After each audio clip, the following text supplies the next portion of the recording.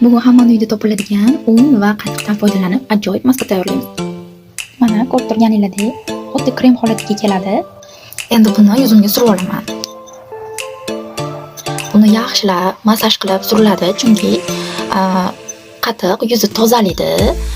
Un bo'lsa xuddi skrab vazifasini bajaradi. Yuzdagi o'lik hujayralarni olib tashlaydi, burundagi qora tochkalarni tozalaydi, yog'lanishlarni me'yorlashtiradi. Haftasiga 2 marta bemalol foydalansanglar bo'ladi.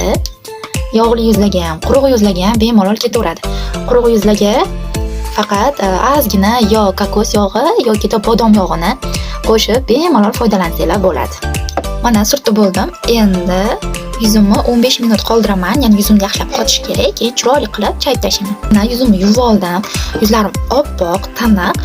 Endi SPF surtaman, chunki SPF yuzni quyoshdan himoya qiladi. Hozir mana maskadan keyin yuzim toza va mana po'ralar ochiq. Hozir har qanaqa ifloslanish yuzimga tushishi mumkin. Undan tashqari har xil dog', hamma narsa yuzga yopishga tayyor turadi.